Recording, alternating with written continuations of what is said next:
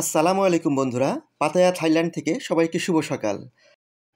সকালে ঘুম থেকে উঠেই বেরিয়ে পড়লাম পাতায়ার ওই নীল সমুদ্র দেখার জন্য। সকালের পাতায়া মানে সমুদ্রের ধারে আরাম করে বসে থাকা, ঠান্ডা বাতাসে নিঃশ্বাস নেয়া, আর চোখ ভরে দেখা দিগন্ত জোড়া নীল আকাশ আর সাগরের মিলন। সমুদ্রের তীরে এই সোনালি বালুর উপর হাঁটতে হাঁটতে আমরা এগিয়ে চললাম পাতায়ার ওই নীল সমুদ্রে। সকালে চারিদিকে শুনশান নীরবতা, তখনও অনেকের ঘুম ভাঙেনি। শুধু সৈকত নয়, পাতায়ায় আছে অসাধারণ টেম্পল, ভিউ পয়েন্ট, ভাসমান বাজার আর নানান কালচারাল শো, যা প্রতিটি ভ্রমণকারীকে দেয় আলাদা আনন্দ। বাচ্চাদের নিয়ে হাঁটতে হাঁটতে এগিয়ে চললাম সমুদ্রের ওই নীল পানির কাছে। খুব ভালো লাগছিল, এ এক অন্যরকম অভিজ্ঞতা।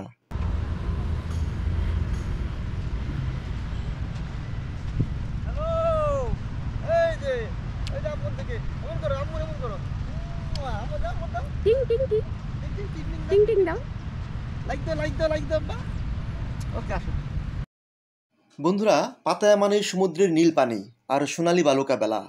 এ যেন এক অনন্য বিনোদনের স্বর্গরাজ্য।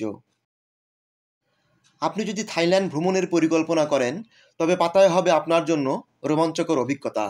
এখানে রয়েছে রোমাঞ্চ, বিনোদন, প্রাকৃতিক সৌন্দর্য আর ভ্রমণকারীদের জন্য অসংখ্য আকর্ষণ।